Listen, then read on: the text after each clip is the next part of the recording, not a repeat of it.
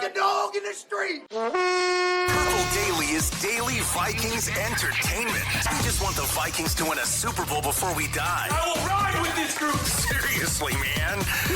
Please. And away we go. Yes, a happy Thor's Day to all who celebrate. And a happy birthday to the sports dad. Oh, thank you very much. Let's go. Thank you very much. Thank you. Only 56.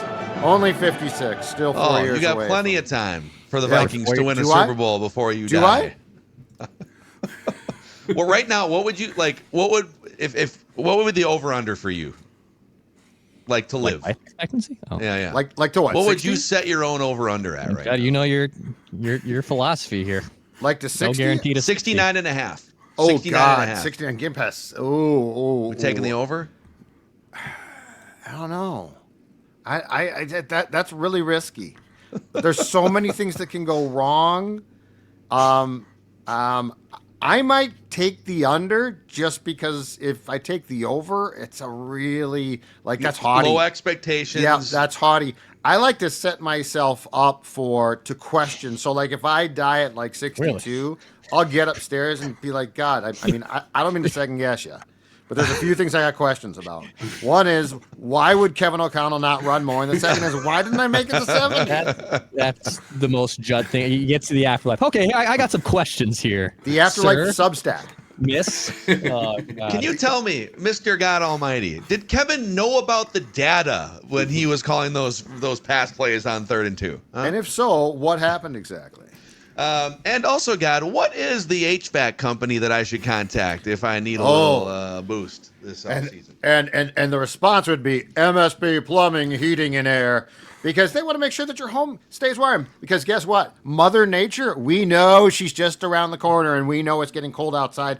So trust the experts in plumbing, heating, and air. MSP, by the way, your local carrier dealer. What they're delivering is quality and reliability. HVAC system getting checked now is perfect because you know what? Don't wait till something goes wrong. Don't wait till your house is freezing cold in January. Don't wait until the bills are piling up because it's more expensive then. And when you choose Carrier, you're investing in a system that keeps your home comfortable. Visit their website. That's callmsp.com. Give them a call. Go old school, 651-615-4292 to learn more about their outstanding services across the board and also about Carrier products. Yeah. And we are, by the way, we're going to be a week from today. So next Thursday, we're going to be doing our next Purple Daily Unplugged event, Buffalo Wild Wings in Roseville. Hang out with us. We're going to start kind of hanging out, mingling, whatever, at 6 o'clock. And then we'll start the Purple Daily Unplugged recording around 6:30, kind of leading into a Thursday night football situation there if you want to hang out, watch. Buffalo Wild Wings in Roseville a week from tomorrow at like I said, Roseville B-Dubs. So hang out with us. And also, there's going to be 5 lucky winners receiving a Pepsi tailgate kit, $150 value. There's going to be $4 Coors Lights, $4 Miller Lights, and BOGO specials on boneless wings. So looking forward to it.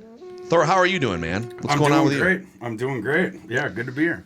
Well, I want to throw this at you guys because there's a back and forth happening that's just kind of glorious. I feel like it kind of started with Kevin O'Connell's play calling situationally, and then we really went hard on Sunday, Monday, Tuesday with some data. And a couple questions. Shout out to Will Raggets from SI for throwing this out in the press conference yesterday, asking about Kevin O'Connell's preference to pass versus run on late down short yardage situations. And the Vikings have tried 14 pass plays with McCarthy on 3rd and 3 or shorter or 4th and 3 or shorter. And they have not completed one of those passes, which some of that is on the quarterback. Some of that's on the head coach, the play caller. There's some offensive line stuff maybe. But Kevin said the last thing you want to do is run the ball for the sake of doing it and have it not be as productive as you would hope just to get some things in a statistical column. And Kevin Seifert kind of summarized the rest of the back and forth and said he also referenced this play from Week 18, 2023, when talking about play calling on 3rd and short, 4th and short. It was a 4th and 1 in Detroit on the Detroit 38-yard line, And the Vikings ran out 3 tight ends, CJ Ham, and they lined up like they were going to run the ball on 4th and 1. And instead, it was a play action, Jefferson one-on-one coverage, bang, home run shot. Nick Mullins to Justin Jefferson, touchdown. And O'Connell said, quote, "I wasn't asked about that one after the game, but it ended in a touchdown. It's part of my role here, and I totally understand it and accept it." But he's saying, I mean, you guys are poking me now. What about that one that worked in Week 18 of 2023?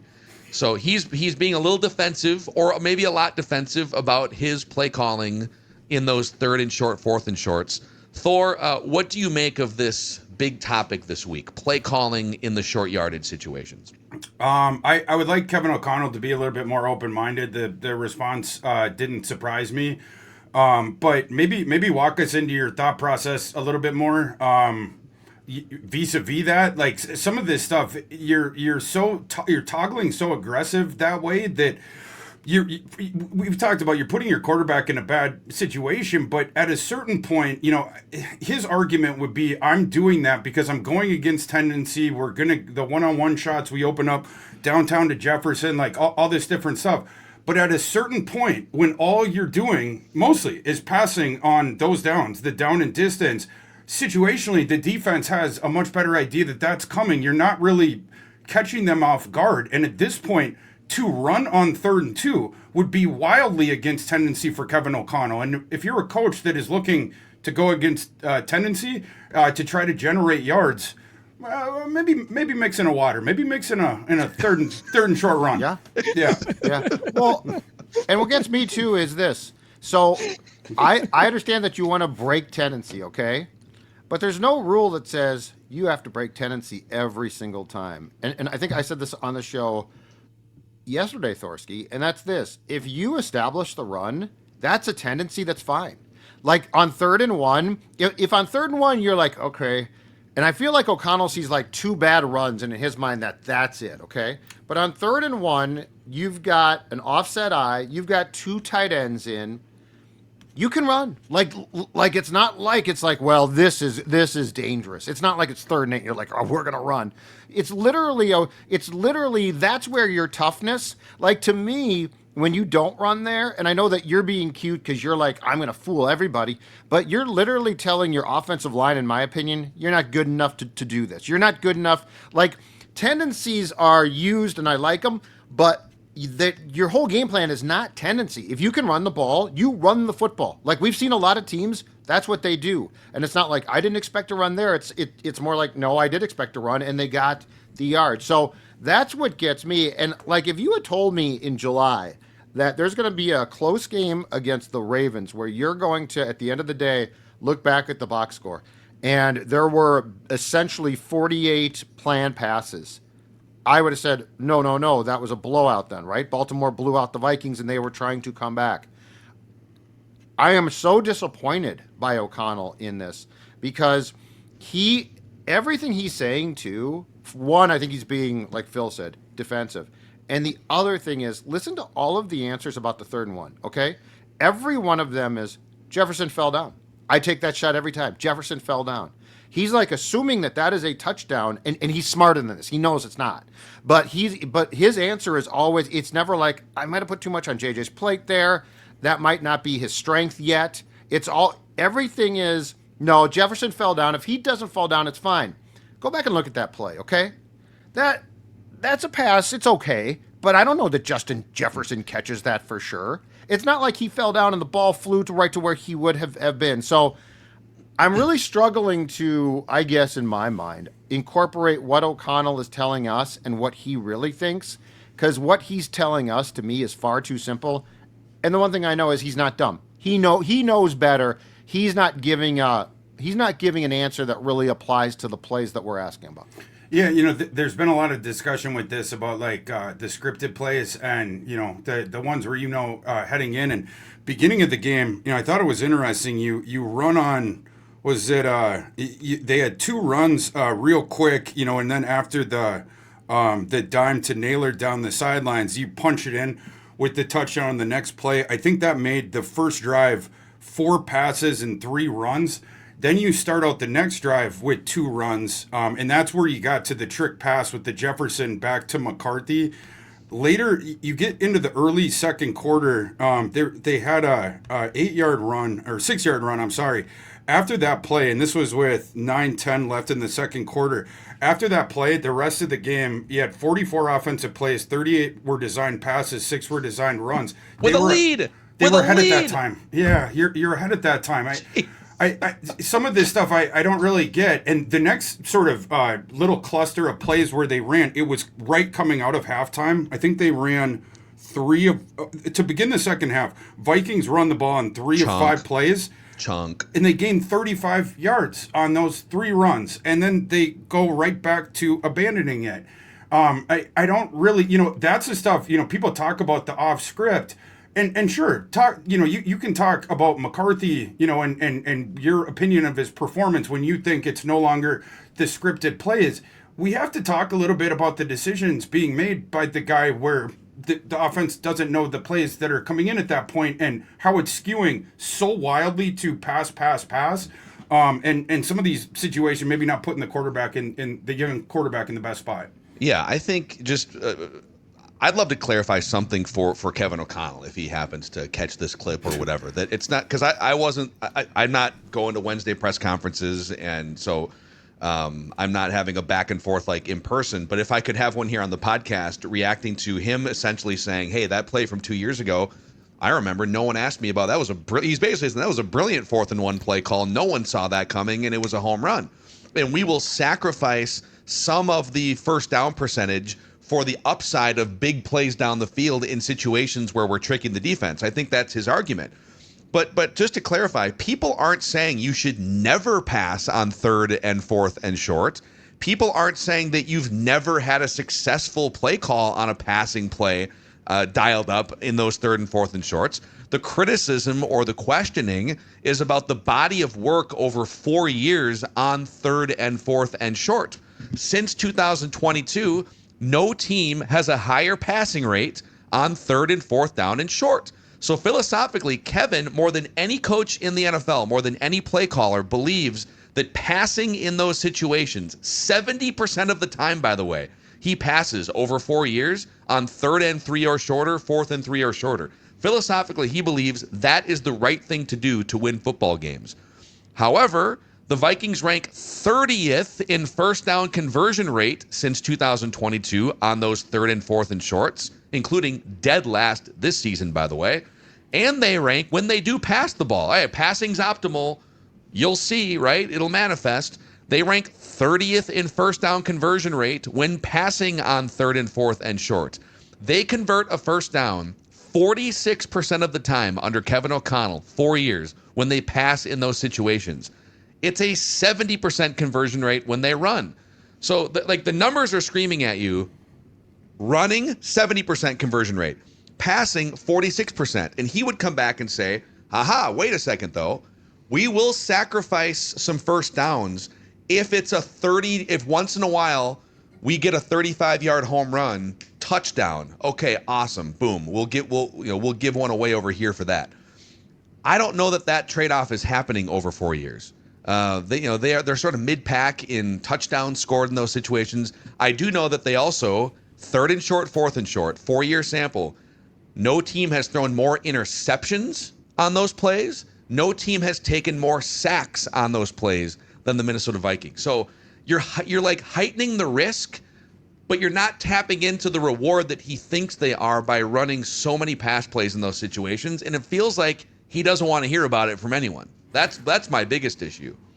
He's definitely not concerned about our opinion or really, it seems like anyone else's vis-a-vis this, and fair enough, right? Like he's the reigning coach of the year. And by the way, one thing I'll say is I like how clearly confident in McCarthy O'Connell is. I like that, it's O'Connell wants to be aggressive as a play caller, and I appreciate that he sees in the young quarterback someone that he can get aggressive with. And you guys we have talked about how JJ leads the NFL in ADOT, and you're putting him into these situations where you're taking shots on these 3rd and shorts and different stuff like that. And I have a hope that we'll eventually get there, right? Like O'Connell's talking about, like I'm not going to change the way that I'm calling the plays or some of that stuff. That for the young kid, like he has, we'll sort of get there. I appreciate that. I just wish we could toggle this thing a little bit more and not be leaning so wildly heavy into the pass. And actually, the one to Jefferson on that 3rd and 1, it's funny. I'm actually with O'Connell on that one. He got that's as clean of a look as you will ever get. There was only 3 defensive backs back, there, and there was only one on the side of the field of Justin Jefferson.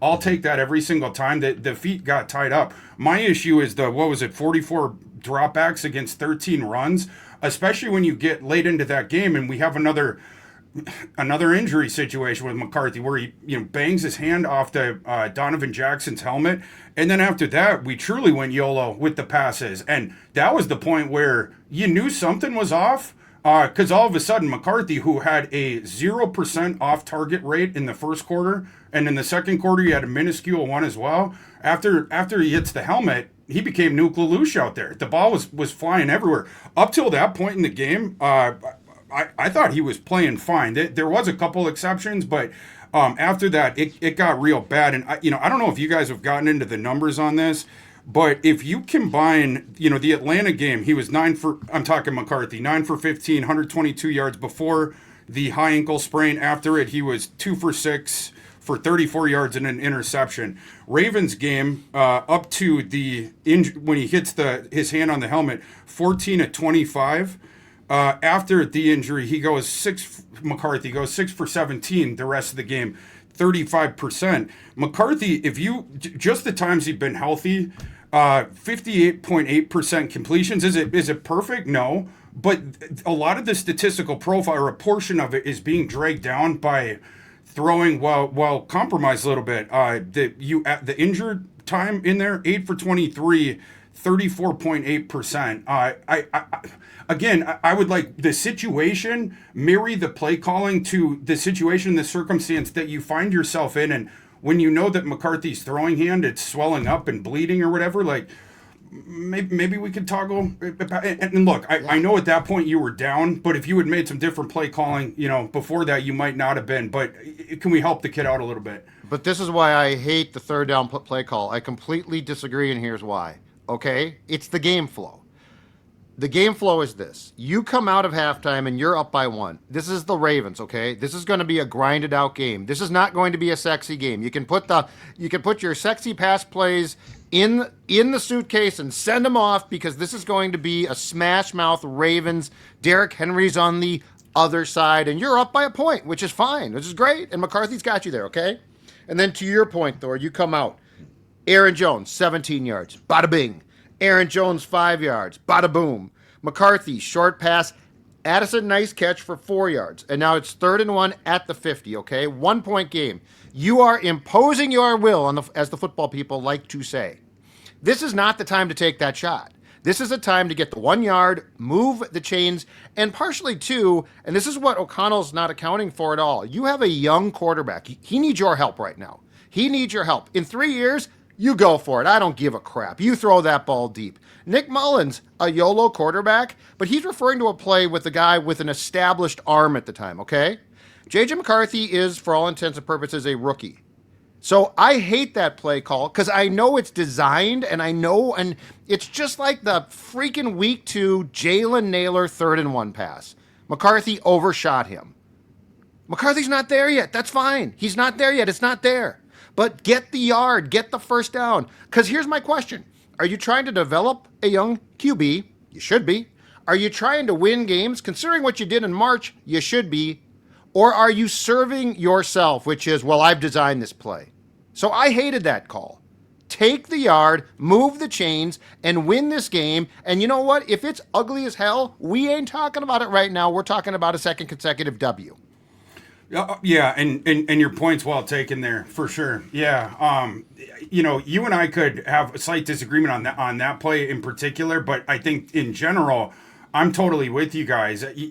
We have to do something better here to help the kid out. The game plan has to marry more towards the the developmental plan and then where you're at on offense now. I mean, earlier this season we were talking about that vis-a-vis the offensive line injuries and the play calls for the quarterbacks, and it wasn't specific to McCarthy, right? Like Wentz, it was the same sort of talking point there. Yes. I think O'Connell has struggled with situational play calling this year, and I think his continued defiance, it either has to turn around or else you got to stop being maybe so defiant about it at the podium, because this is fair. This is a fair talking point. This is a fair thing for people to talk about. Yeah, man. There's so many other tentacles off this too, because we went down a rabbit hole the other day. We went down and found from Sumer Sports. They list out, and this is less about play calling and it's more about just like the general framework of the offense and the personnel groupings. They had some nice chunk runs. So to start, and Alex Boone broke down the film of all of the successful run plays in that game on the Trenches episode of Purple Daily that was live last night. So if you want the visual, people check it out. But they came out of the third quarter, or out of the halftime locker room in the third quarter, and they ran 12 personnel, 2 tight ends. I think there was a 21 in there with the fullback on the field, and they were getting some chunks on the ground. But 11 personnel, the 3 wide receiver sets, is where Kevin O'Connell's offense lives the last 4 years. And that's kind of how the Rams have operated for years and years. Until this year, the Rams have ran a lot more heavy personnel packages as they evolve. But Sumer Sports lists out every single team and every single personnel grouping all the way down to the 300 different combinations of, so it's like Kansas City, the best offense in the NFL is the Kansas City Chiefs running 3 wide receiver sets, according to expected points added. Then it's the Indianapolis Colts running 3 wide receiver sets with Jonathan Taylor as the lead running back, right? And it gives you, like, one of the best offenses is the Rams running 3 tight end sets, according to expected points added. So they literally list every single offense, every single personnel grouping, and how do you rank analytically expected points added. The second worst offense in the NFL this season, according to expected points added, is the Minnesota Vikings running 3 wide receiver sets. 298th out of 299 NFL offensive combinations. And they run it 70% of the time. So, but that is an offensive formation that's worked well throughout the years for Kevin O'Connell. But that, to me, that says you got to adapt here, man. Like, whether it's 3rd and 1, 4th and 1, or whether it's running more heavy personnel packages. I get Josh Oliver's been out, so it makes it tough. But like, something you can't just we run 11 personnel. This is my system, and we pass. Something has to change framework-wise with this offense. Something does, yeah. And you start off the season, offensive line issue, but then C.J. Ham was injured then, and then now, like you mentioned, Josh Oliver injured. Hopefully Josh Oliver can come back. But, who was it? Greg Olson, the commentator, the former Panther tight ends, talked quite a bit over the past week about the idea of marrying how defenses, they will marry their personnel to the personnel that the offense brings in, but not necessarily the down and distance, and how smart play callers like Kevin O'Connell's friend and mentor, Sean McVay, how they use that to manipulate defenses. So they'll bring in the 2 tight ends or the 3 tight ends to pass, because now we get a whole bunch of linebackers on the field, and it makes it, it's going to make it harder for your quarterback. You got 6 defensive backs out there every time flying around on the back end. But now if we can get a whole bunch of linebackers out there and we run a clever route for our first couple of reads, you have less help on the back end for the defense there. And that's something, obviously, the Vikings need to get back to. You would expect them to go much heavier 12 personnel. Josh Oliver, hopefully he's back this weekend. But yeah, it's disappointing stats there for sure.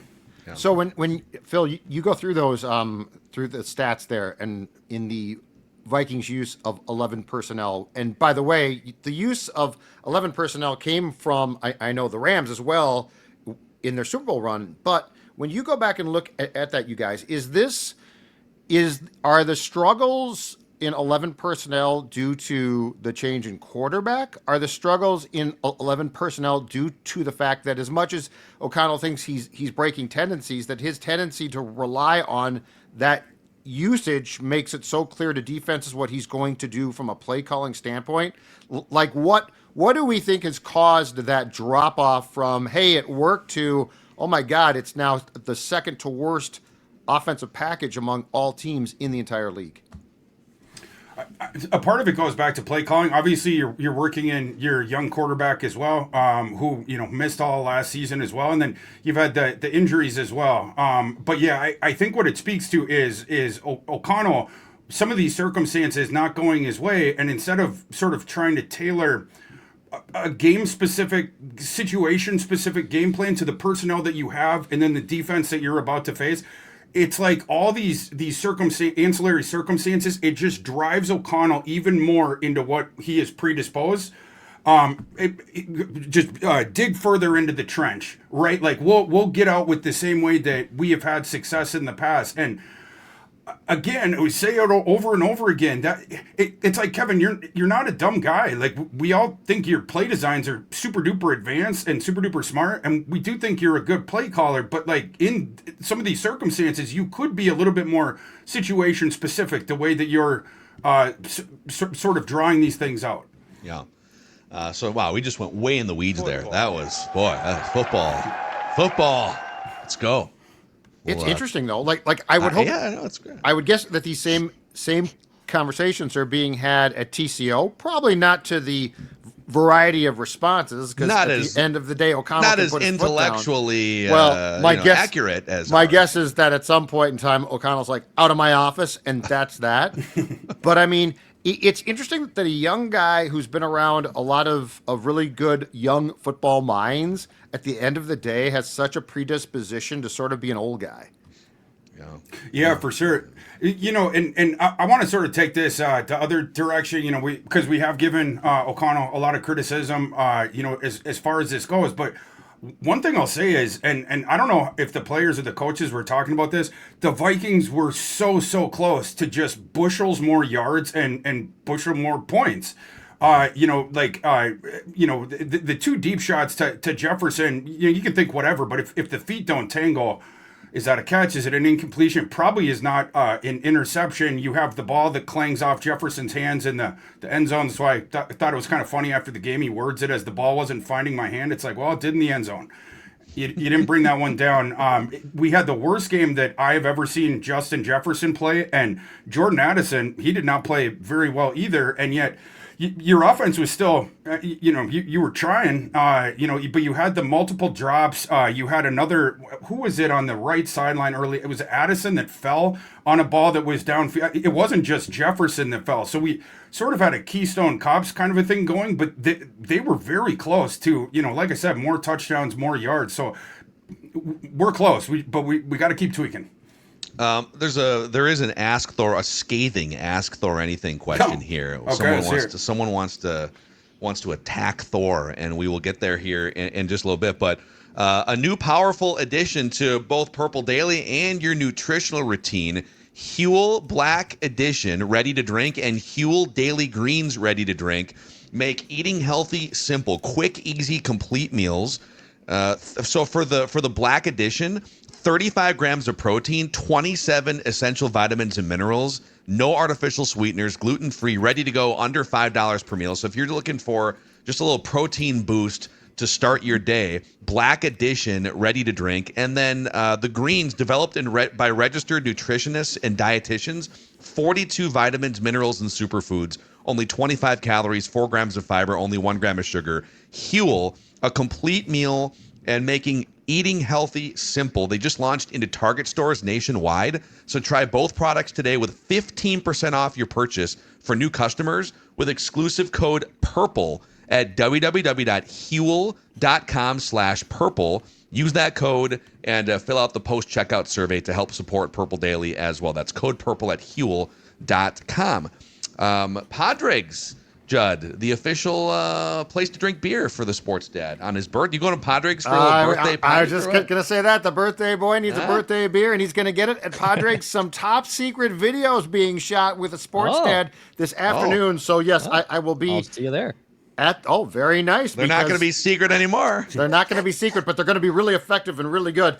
Located in the Lando Nod Factory at the corner of Broadway and Central Avenues Northeast. Why is Sports Dad choosing to get his birthday beer there? Because they make fantastic beer and they don't make anything but beer. It's all great, especially the red chimney, Patty's Premium. Their beer's available now, by the way, in more than 200 liquor stores in the metro, Rochester, and more. So find out why birthday 56 is going to be spent sipping on a Padres, and you will be joining Sports Dad for a cheers of a Padres. Maybe Sports Dad can continue the birthday festivities and stop into Menards, the one-stop shop for everything for the Sports Dad's car. And then when you shop Menards, I can't. Sorry. Every time. and that includes FVP brake cleaner. So 3 different products to highlight. The FVP chlorinated brake cleaner, which instantly removes all grease, brake fluid, dust, and grime. FVP non-chlorinated brake parts cleaner, 10% VOC. And then FVP 15-ounce non-chlorinated brake parts cleaner, 45% VOC. Quickly dissolves and flushes away brake fluid, oil, grease, and contaminants. So head to Menards and stock up on FVP brake cleaner because performance matters on the road and beyond. Dex, what you sent us some basically playoff leverage for this weekend, Vikings versus Bears. So what is kind of on the line this weekend?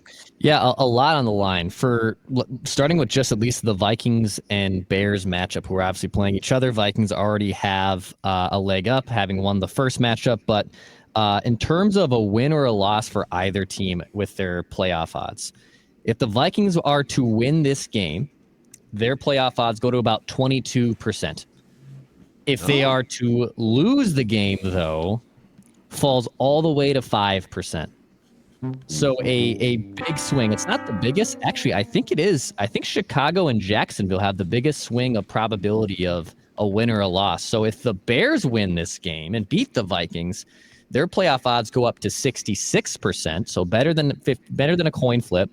But if they were to lose, all the way down to 35% because they'd have 2 losses to their interdivision team and the rest of their schedule makes things a little bit more tough. So both, I mean, from the Vikings side of things, even with a win, it's still unlikely to make the playoffs, but a loss pretty much kills any shot of making the postseason this year. Yeah, interesting. So what does that mean then? Let me spin it into this question. Have the Vikings failed in their effort to thread this needle? Like, if you could go back, they tried to thread the needle of spend a bunch of money on a ready-to-win now team and hope and assume that you could plug JJ McCarthy in and he would be healthy and ready to rock and roll when healthy to guide this thing forward. For many different reasons, it has kind of blown up in their face. If they beat Chicago, okay, game on again, here we go. But to what extent have they potentially screwed up their plan here by trying to thread this needle, in your guys' opinion? Well, they have this thing set up, the roster construction, that will allow you to potentially, if you draft well and you do well in the free agent classes coming up here, you still have the 3 years of the window left, right? I mean, this is just the first year of it, obviously. Well, the technical first year, unfortunately McCarthy got injured, but you were going to probably start Sam Darnold anyway, and now this year you're in your second year of it. You still have the 3 years left of the rookie deal. I don't think you can call this disastrous or like it blew up in their hands like until you get to the end of that. But certainly, if you don't succeed during that window, it's a disappointment. And I know short term we're disappointed too because we all thought that the roster was better than it was, and this team could be more viable. And you obviously had the injuries. And, just speaking for myself, I did not bake in enough the lack of depth and if cluster injuries hit and what that could leave certain position groups. I think if there's a disappointment, it's probably that. But that would go back to years before that, the drafts of Kwesi and failing to get roster cogs with, day 3 picks and stuff like that. But, this thing's far from over. And, you're just sort of starting down this path. I know it's frustrating short term, but nothing has failed yet. I feel like there's a couple of things here at work. One is I almost feel like a loss on Sunday, which as Dex said, would plummet your playoff odds. As bad as that might feel, I almost think from some areas that would provide clarity. It feels like there's a lot of tension and like O'Connell is trying to serve 2 things here. One is, hey, I got a veteran roster. We signed a bunch of guys, make the playoffs. And it feels like that's sort of paralyzing his thought process at times because he also has a young QB. If they lose on Sunday, and to me, this is the most important thing. This is far more important than a first round playoff loss, okay? I think the development of McCarthy is the most important thing. I continue to say this. I do not think you can go to training camp next summer with any questions that could be answered now on him. Like, you need to answer questions. You need to get him experience. I mean, I know O'Connell was trying to win on Sunday, but I think he did everybody a disservice. I think he did the team because they didn't win, and I think he did the kid a disservice because did it really help him to throw the football a ton with now to find out a bad hand? The other thing, though, Thor, where I guess I agree and disagree is this. I think the exit meetings and the Wilfs meetings with personnel and coaching staff is going to be incredibly interesting. Because, you know, in some ways, what you did in March was a one-year thing. Like, there's a lot of guys there who you were in right now. Allen, in my opinion, Hargrave, Ryan Kelly. Will Fries has a lot more room, probably. But my point is, I think cash over cap, I think the Vikings spent the most. And I believe cap-wise, they spent the second most to the Patriots. So I'm with you. I mean, this is not done. But I think what you attempted to do was to sell the Wilfs on, hey, we're going to win now. Quarterback's going to help us. We're not going to rely on him completely. But then we're also going to make the playoffs off that. So I think I don't think the Wilfs are going to take this super well. And I do agree that there is a window with a core of players, which should be fine. And hopefully, knock on wood, your drafting can improve. But I think this is a very gray area conversation, too, because I don't think it's like, okay, let's move on. We're fine. But I do want to see, when this season ends, I want to say, you know what I found out a lot about in these last 8 games or so? I found out a lot about JJ McCarthy. And right now, I don't know that we're doing that.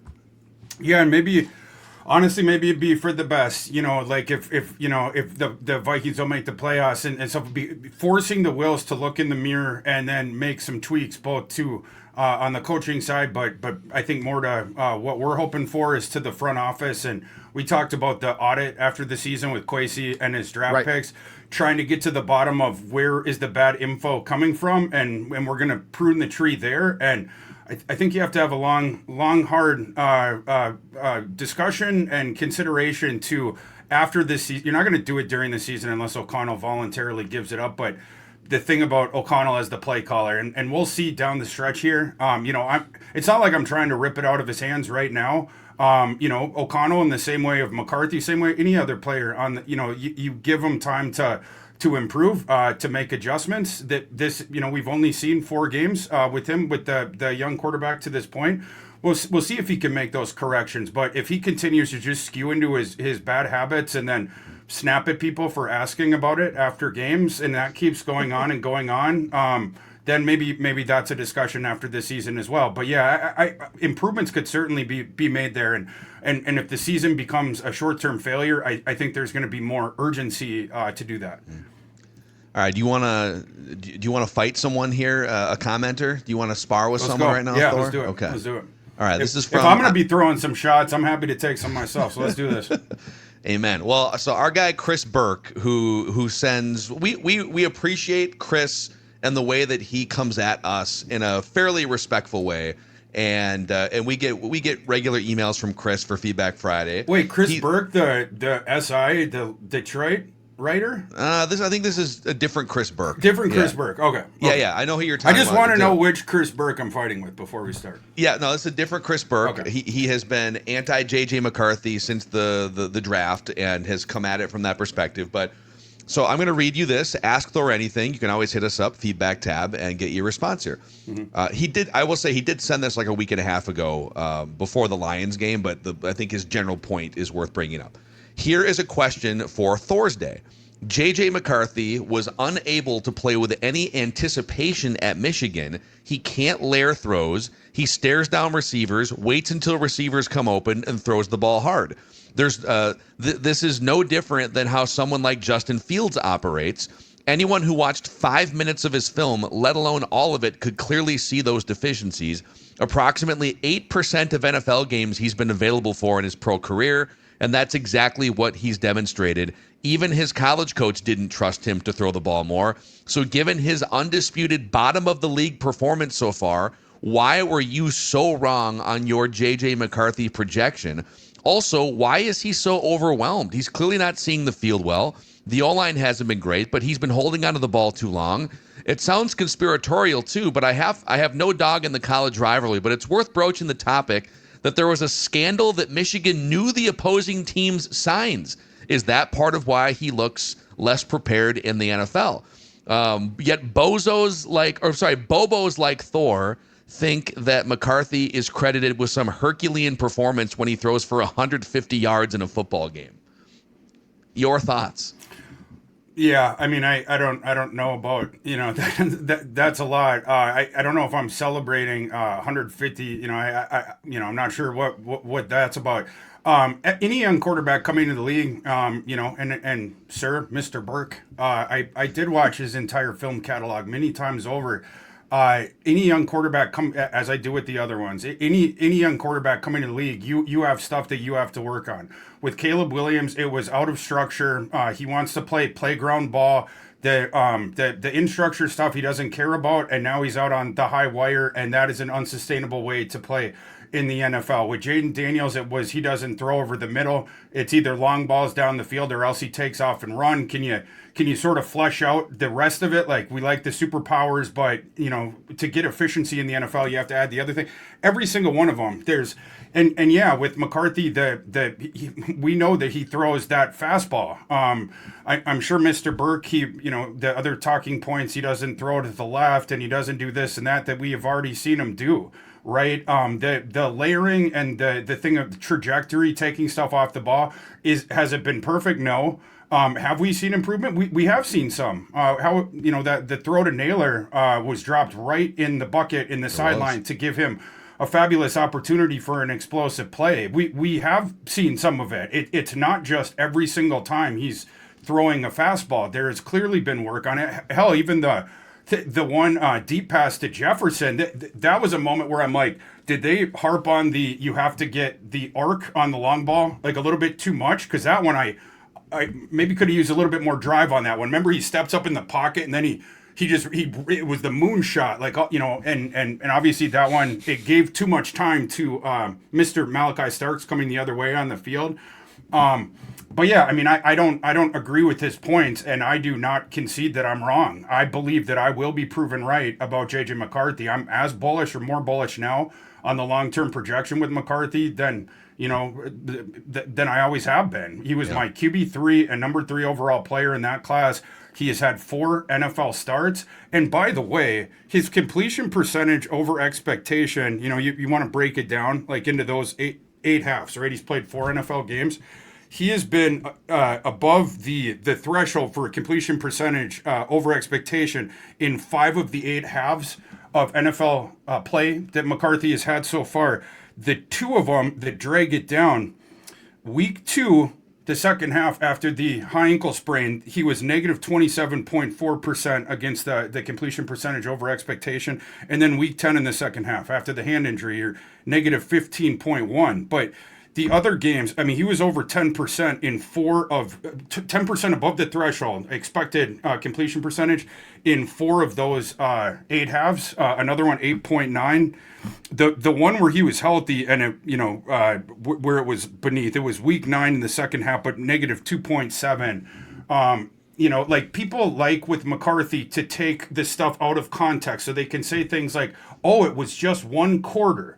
It was 1 quarter out of 8, or he's only good with the scripted stuff. Well, okay, how do you explain the Bears game then? I thought the issue in the Bears game was that he stunk early, and then you try to claim that the 3 straight touchdown drives to steal that game on the road in the fourth quarter. Then they'll argue that that's fluky, right? But then he plays well in the first quarter, and it's just because of the scripted plays. And meanwhile, these folks never bring up that in 2 of these 4 games, he played injured to finish out the game in the second half, because you remove that context so you can, sort of focus it the other way. I disagree with a lot of the points that he's making. Don't you guys think the scripted thing is more of a coaching discussion? Yeah. I've always thought, we've seen a lot of coaches with the script is beautiful, man.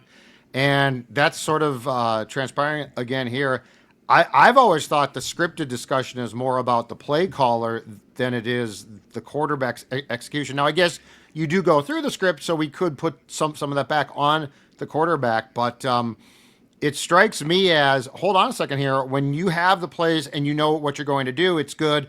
It's when you then get turned loose after that in play calling, because quarterback's trying to execute that. So I've always thought that is more about a head coach or an OC calling plays than it actually lies back on the quarterback's plate of, oh my God, it's not scripted now and I'm getting the call. What am I going to do? I mean, I guess you could disagree with that, but I've never thought of that as a quarterback first conversation.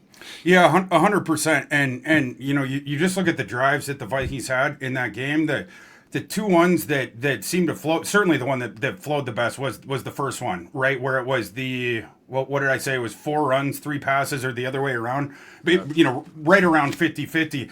And then the first drive of the second half until it got, you got to the 50 real quick. And then, of course, it was the third and one and the play call we've been talking about a lot with the deep shot. And obviously that went the other way. But when they were, coming out of the halves, you assume that those were scripted drives. You are seeing more of a balance that is leading, putting your young quarterback in a better position to have success. So, yeah, I think that's important to note in that regard, too. I was curious, and not to keep doing this thing, because I do find it wild that people form these opinions so solidly one way or the other after 4 or 5 starts of a quarterback, because and we're guilty all the time. I remember we clowned the Stephon Diggs trade 5 years ago on Purple Daily because, well, have fun in Buffalo. You need a stepladder to catch those passes from Josh Allen, right? And, I just look back at 2018-19, and Josh Allen ranked, is this right? This is, yeah. Of the qualified quarterbacks who had at least like 150 dropbacks between 2018 and 2019, Josh Allen ranked 62nd in completions over expected, or completion percentage over expected. He needed like 25 or 30 starts to really dial in mechanics, dial in some things, and then went on to begin. Now, I'm not predicting that JJ McCarthy is going to be a Hall of Fame caliber player 100% like Josh Allen, but Josh Allen was literally one of the worst, least accurate passers in the NFL in 2018 and 19, and there's a bunch of other examples too. So yeah, Allen had, of course, has a higher ceiling than McCarthy, but was much higher variance, right? When he came in, it was truly the Nuke LaLoosh thing, and we've seen McCarthy Nuke LaLoosh twice this season. It's when he played through the high ankle sprain at the end of the Falcons game, and it's when he had the hand thing at the end of the last game. And yeah, he needs to be healthy, right? But like the issue with these folks that, again, trying to zero in on the stats is you have 2 of the games there out of the 4 were the second halves. You saw what happened to the statistical production. If you're watching the game, like we didn't know that, or I didn't know in the moment that his hand had banged off the Jackson's helmet in the third quarter, but you can see that on the film and it makes sense. Like right after that, that's where the accuracy goes down. Yeah. Right. And then he starts going all over the place. While I don't think the ceiling is as high, I also don't think the initial part of the development, it's not quite as precarious when you're thinking about like that sort of equation. Like with Josh Allen, if you didn't figure out the accuracy thing, he was going to bust out. McCarthy, people don't give him credit for the good throws that he has, or how close he's been, or the drop touchdown pass by Jefferson, or all these different things. Again, there's sort of this hyper focus on the counting stats right now, and it's easy to do that, with the only having played 4 games and 2 of them, the circumstances that they were in. But, people, that email we get, I guess it was right before the Lions game. It wouldn't have made sense to read that one right after he had gone on the road as a double-digit underdog after a 6-week layoff and beat a team they hadn't beat in years. I wanted to, but also felt like that would have been unfair context for Chris to read that and dunk on him after the Lions game. So, but it's a thing with because of how small the sample size is. It's like my world is like one day, people are like, oh, you seen it coming, like you got it right. The next game, it's like you're the biggest idiot in the world. The next game, it's like And it's like, Jesus, like, I guess I'm riding this roller coaster with him, but it's like, it has been 4 games for the NFL's youngest starting quarterback, and to claim he's a bust or to claim you don't see the flashes, it's disingenuous if you've seen the game. I think most of the people saying that, they just haven't seen the game. They're Ohio State fans, the Bears fans. The Bears fans, man, have they been talking a lot for a team that has never beat JJ McCarthy. You got him in the first game off a 600-day layoff. Well, hey, be careful on that with Sunday. Come then. Yeah, sure. You guys, you've won 6 out of 7 games. But it's not the most impressive resume when you look into those. The Bears are getting pretty big for their britches. I mean, we'll see what happens on Sunday, but I'm excited for it. Yeah. Speaking though from an objective point of view, here's my problem. It's the development process. Like I'm watching that game on Sunday. I'm like, what are we doing here? What are we doing? Why are we not seeing it?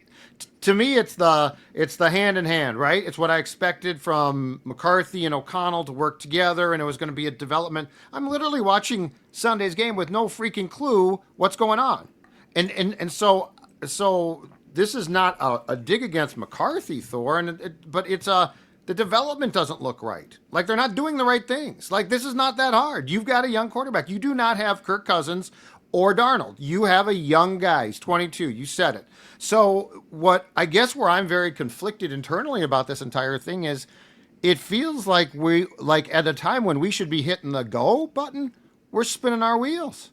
So I am frustrated by the entire thing beyond him being hurt, which is a whole different story and remains a concern. But I'm more frustrated by watching this and I'm like, what are we doing? Can I add one more thing? You brought up Darnold's name, and there's an irony in this. We're sitting here, and especially for the people that are like, I've seen enough after 4 games and a year. I have seen enough of a 22-year-old that I am declaratively stating he is not a good quarterback or he is a bust, which I think are either A, untrue, or B, way too early to tell. That we just watched Sam Darnold come in here after people saying that about him for 6 years. 6 years, and he comes in here and turns into something, a late bloomer, something that he was supposed to be long before that. While around the league, you have other examples like Mac Jones lighting it up for an 89 QBR this week again, and he's going to get 20 or 30 million. Daniel Jones would get MVP votes right now. Baker Mayfield.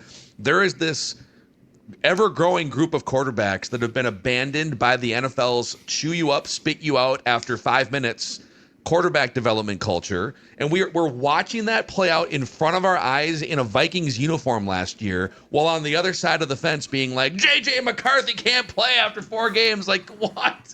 I know it sucks to hear, you might literally need 3, 4, or 5 years to figure out what that fully formed product looks like. So strap in. But I ain't waiting it out for 5 years, right?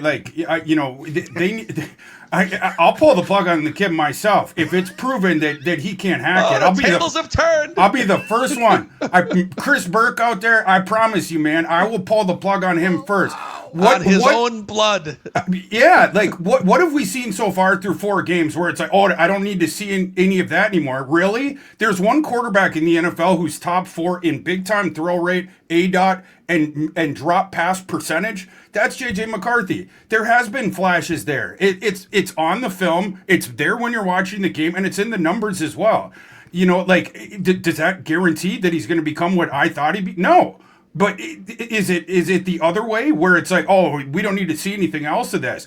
I don't know. I mean, if you trust O'Connell's opinions on these things, even if you disagree with the play calling, you can see in them it's indicative of a guy that greatly trusts this young quarterback that thinks he is going to get there, right? With this fully fleshed out offense that is frequently attacking down the field to the point where he already wants him to run it. Sometimes when the circumstances are not with him to do so.